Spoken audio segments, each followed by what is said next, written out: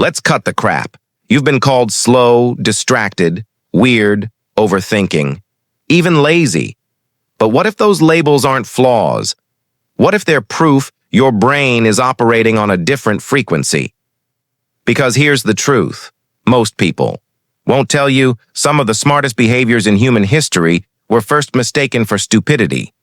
And today, we're counting down the 8 signs of intelligence that people constantly misread. Sometimes even your own family.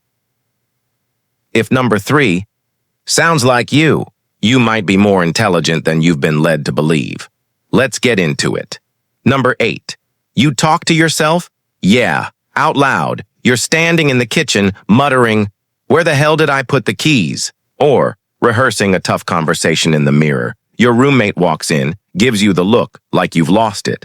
But here's what they don't know. Talking to yourself isn't a sign of going crazy. It's a sign of high cognitive control.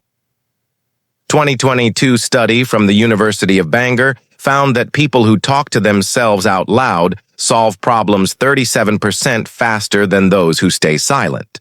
Why? Because verbalizing thoughts forces your brain to organize chaos. Think of it like debugging code. You don't just stare at the screen hoping the bug fixes itself. You walk through it, step by step, out loud. Okay, the login fails here. Did I forget the token? Wait, is the API down? That's not confusion. That's precision engineering.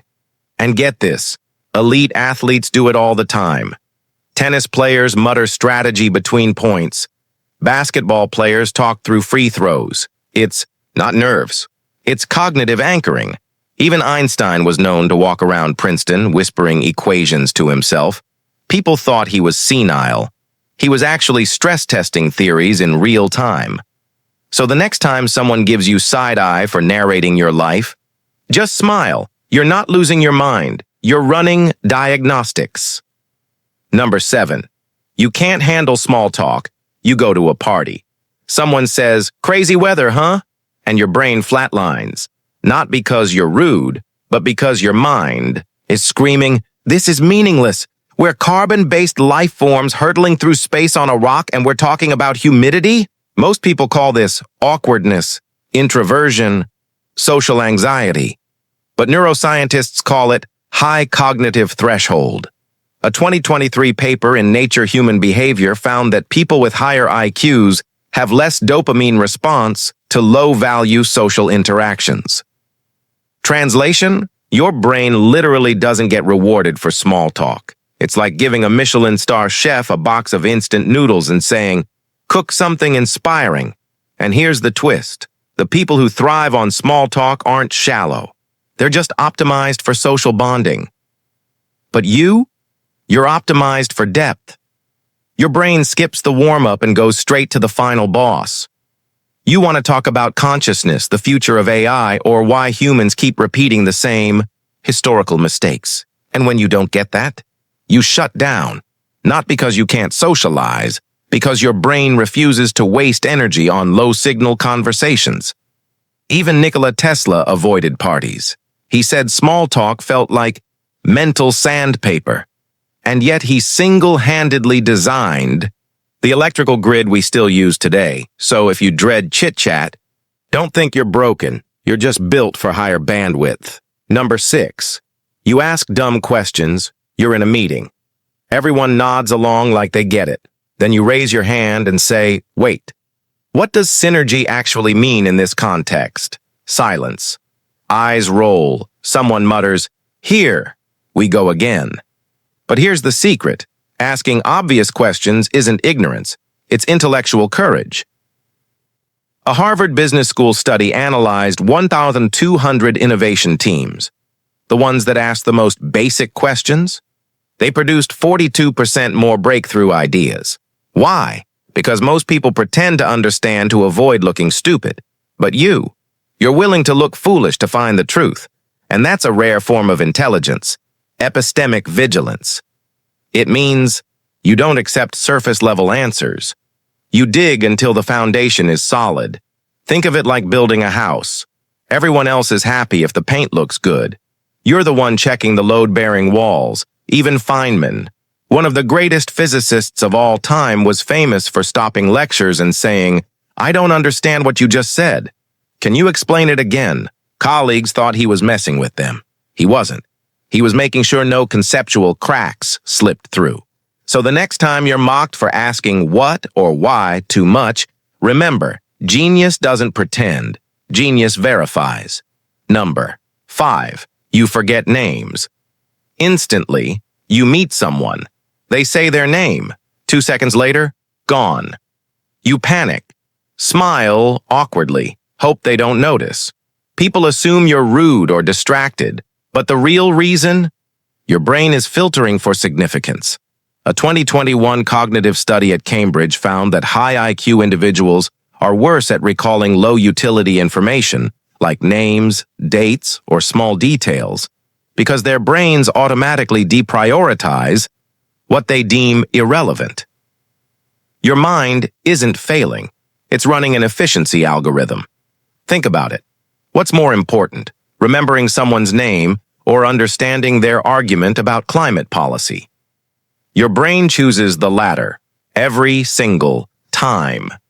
And this isn't new. Nikola Tesla could design a 10-horsepower motor in his head, but he couldn't remember his own phone number. When asked, he said, "Why would I store what I can look up?" Sound familiar? You're not bad with names. You're just programmed to value meaning over memorization. And in a world drowning in information, that's not a bug. It's a survival skill. Number 4. You get easily overstimulated. Bright lights, loud noises, crowded rooms. After 20 minutes, you're exhausted. You need to leave. People say you're too sensitive, but sensitivity isn't weakness. It's advanced data processing. Neuroscientists have identified a trait called sensory processing sensitivity, SPS, present in about 20% of the population. And guess what? It's strongly correlated with higher IQ, creativity, and emotional intelligence. Why? Because your brain isn't just seeing the room. It's tracking the flicker of the fluorescent light, the undertone in someone's voice, the subtle shift in body language, the background music's tempo. You're not overreacting. You're receiving more data than most people even perceive, and that takes energy. A 2020 fMRI study showed that highly sensitive people have more active mirror neurons, the brain cells responsible for empathy and social awareness. You're not too emotional. You're neurologically wired to feel more. And history's deepest thinkers were often labeled too sensitive. Virginia Woolf couldn't work with noise. Einstein avoided crowds. Marie Curie needed complete silence to focus. They weren't fragile. They were high-resolution minds in a low-resolution world. So if you need to escape the chaos, don't apologize. You're not broken. You're high definition. Number 3, you laugh at the wrong time. You're in a serious meeting. Someone says something grim, and you laugh. Not because you're heartless, but because your brain just made a dark, absurd, hyper-logical connection that no one else saw. People stare. They think you're inappropriate, insensitive. But what you just did? It's called cognitive disinhibition, and it's a hallmark of creative genius. A landmark study from the University of Haifa found that people who laugh at dark or inappropriate moments have higher levels of divergent thinking, the ability to generate multiple original solutions to a problem. Your brain isn't malfunctioning. It's connecting distant ideas at lightning speed. You heard the surface statement, but your mind jumped to the underlying absurdity of human existence. And sometimes, that's so ridiculous. The only response is laughter. Comedians like George Carlin and Robin Williams were known for this. They'd crack up during interviews about war or death, not because they didn't care, because they cared too much. And humor was their pressure valve. Even Alan Turing, the father of computer science, had a notoriously dark, unpredictable sense of humor. Colleagues thought he was odd, but his ability to see patterns where others saw chaos, that's what cracked the Enigma code. So if you laugh when you shouldn't, don't suppress it. you're not messed up. You're seeing the hidden script of reality. Number 2, you can't follow instructions, you get a manual. Step 1, Step 2, Step 3, and instead of following it, you throw it out and build your own way. People call you rebellious, stubborn, defiant. But here's the truth. You're not bad at following rules. You're optimized for innovation. 2019 study in the Journal of Creative Behavior found that people who consistently ignore instructions score 30% higher on originality tests. Why? Because your brain doesn't trust pre-made paths. It wants to reverse engineer the problem. You're not being difficult. You're asking, why is it done this way? Is there a better path? And that's how breakthroughs happen. Steve Jobs refused to follow the rules of phone design. He didn't ask, how do we make a better BlackBerry? He asked, what if the phone had no buttons? Engineers said it was stupid. He shipped the iPhone anyway. Even Leonardo da Vinci couldn't follow recipes. His notebooks are full of crossed-out instructions with notes like, this makes no sense. I'll try my own method. And that's how he invented the parachute, the helicopter, and the robot knight, 400 years early. So if you can't stick to the manual, don't see it as a flaw. You're not broken. You're an architect, not a follower. Number 1, you're constantly distracted by new ideas. This is the big one. You start a project. Halfway through, a new idea hits you like a lightning bolt. You drop everything. Open a new notebook. Start sketching, writing, building. People say you're flighty, unreliable, can't finish anything. But what you're experiencing isn't lack of focus, it's hyper-associative thinking, and it's one of the strongest predictors of creative intelligence. A 2024 meta-analysis of 15,000 innovators found that the most groundbreaking minds weren't the ones who stuck to one idea. They were the ones who jumped between domains, making connections no one else saw. Your brain isn't failing to focus. It's seeing patterns across universes. You're not distracted. You're curious at a structural level. And get this, the average person has about 70,000 thoughts per day, but highly intelligent, creative people, they have over 120,000. That's 50,000 more ideas every single day, competing for attention. No wonder you feel scattered. But here's the secret. No one tells you. You don't need to finish everything. You need to collect cognitive momentum. Every unfinished project is a data point. Every half-written story, a lesson in narrative. Every abandoned sketch, a study in form. And when you finally lock onto the right idea, you don't start from zero. You bring all that stored insight with you. Look at Nikola Tesla. He had over 300 unfinished projects. People called him a failure.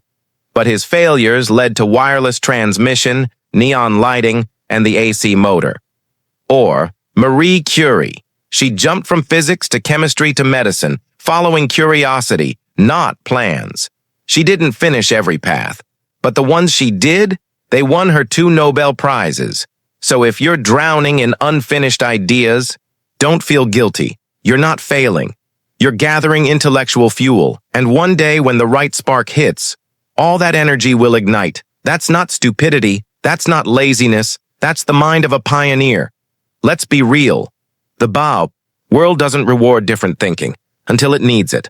When the crisis hits, when the system breaks, when everyone else is stuck, that's when they turn to the weird ones. The ones who asked too many questions, who couldn't handle small talk, who laughed at the wrong time. Because intelligence doesn't always look smart. Sometimes it looks confused, awkward, even broken.